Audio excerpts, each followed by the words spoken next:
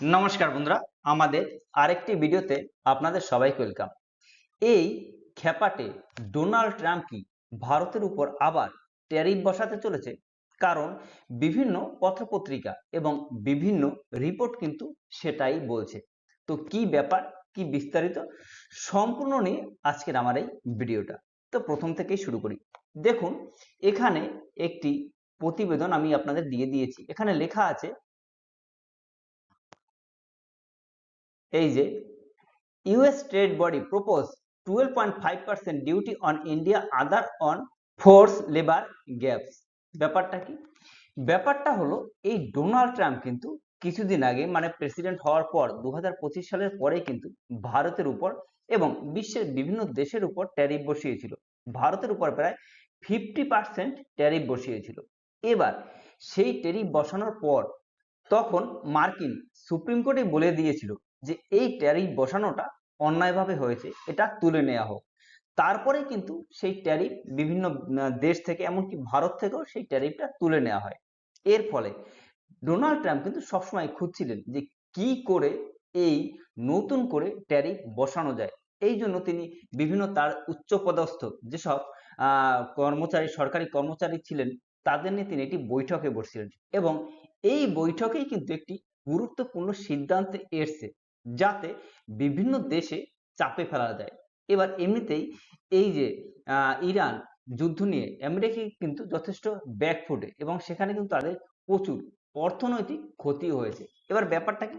ব্যাপারটা হলো এই যারা আমেরিকার যারা উচ্চ পদস্থ অধিকারিক, সরকারি অধিকারিক আছেন, তারা একটি রিপোর্ট প্রকাশ করেছেন। সেখানে বলা হয়েছে ডোনাল্ড ট্রাম্পের কথা অনুযায়ী এই যারা সরকারি আধিকারিক ছিলেন তারা একটি পুরনো আইনকে টেনে এনে ডোনাল্ড ট্রাম্পের সামনে পেশ করলো এবং বললো হ্যাঁ, আমরা এই আইন অনুযায়ী কিন্তু বিভিন্ন দেশের উপর ট্যারিফ চাপাতে পারি। আর এখানে কিন্তু ডোনাল্ড ট্রাম্প এক ঢিলে দুটো পাখি মারলেন। কিরকম? সেটা হলো এই যে 60টা দেশের উপর ট্যারিফ চাপানো হয়েছে, এখানে একদিকে কিন্তু ডোনাল্ড ট্রাম্প এইসব দেশকে চাপে রাখতে পারলো এবং অন্যদিকে এই ইরান যুদ্ধে ডোনাল্ড ট্রাম্পের যে আর্থিক ক্ষতি হয়েছে, এই ট্যারিফ বসিয়ে কিন্তু সেই ক্ষতিটাও তিনি তুলে নিতে পারবেন। এবার এখানে কি বলা হয়েছে দেখুন, ইউএসটিআর এতে কি হয়, ফুল মিনিং কি? দেখুন, আমি প্রথমেই আপনাদের বলে রাখি, আমাদের এই চ্যানেলটা কিন্তু কোনো খবরের চ্যানেল নয়। যারা সরকারি চাকরি পরীক্ষা দিতে চান তাদের জন্য মূলত এই চ্যানেলটা। তো প্রত্যেকটা জিনিস খুঁটিনাটি পরীক্ষায় যেরকম আসতে পারে সেই রকমই কিন্তু আমি বলার চেষ্টা করি। তো চলো, ইউএসটিআর এর ফুল ফর্ম কি? এর ফুল ফর্ম হলো ইউনাইটেড স্টেট ট্রেড রিপ্রেজেন্টেটিভ। এরাই একটি যে আমেরিকার পুরনো আইন ছিল তারা নিয়ে এসেছে। কি আইন? সেখানে 1974-এ বলা হয়েছিল যে সেকশন, এই যে সেকশন 301-এ বলা হয়েছে যে যেসব দেশ লেবারদের উপর অত্যাচার করে, জোর করে লেবার খাটায় এবং দিনে 8 ঘন্টার বেশি প্রায় 16 ঘন্টা বা 18 ঘন্টা কাজ করায়, কিংবা যারা অল্প বয়সের যারা লেবার আছে তাদের দিয়ে, মানে যাদের বয়স 8 বছরের নিচে, তাদের দিয়ে কাজ করায়, সেই সব দেশের উপর চাইলে আমেরিকা এইসব দেশকে চাপে রাখার জন্য তাদের উপর ট্যারিফ চাপাতে পারে। এই আইনটা কিন্তু পাশ হয়েছে আমেরিকায় 1974-এ।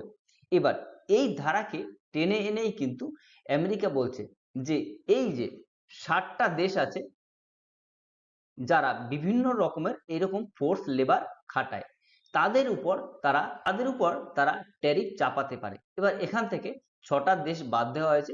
বর্তমানে 54 এই দেশের উপর তারা ট্যারিফ চাপাতে পারে। এবার সেখানে কোন কোন দেশ আছে? সেখানে আছে বাংলাদেশ আছে, চায়না আছে, ইন্ডিয়া আছে। এবার যদি আমরা গলফ কান্ট্রির দিকে দেখি তাহলে সেখানে কিন্তু ইউএই, সৌদি আরব, তারপর বাহারিন, কাতার, অস্ট্রেলিয়া, এইরকম করে প্রায় 54 দেশ আছে। আমি ইম্পর্টেন্ট যেগুলো আছে সেগুলো সাধারণত বলে দিলাম।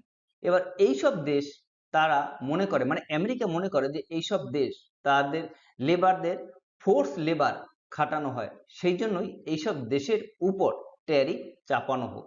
আর 1974-এ কিন্তু এই যে আমেরিকার আইনে আরো একটি জিনিস বলা আছে যে কোনো মতে যদি মনে হয় যে আমেরিকার অর্থনীতি যেটা ধ্বংসের পথে, তখন কিন্তু আমেরিকা চাইলে অন্য দেশের উপর ডলারকে স্থিতিশীল রাখার জন্য অন্য দেশের উপর তারা ট্যারিফ চাপাতেই পারে। এটা কিন্তু আমেরিকার আইনেই আছে। অর্থাৎ সেই আইনকে টেনে এনেই কিন্তু তারা এই যে ফোর্স লেবার হয় সেইটার উপর ভিত্তি করেই এই ট্যারিফ চাপাতে চায়।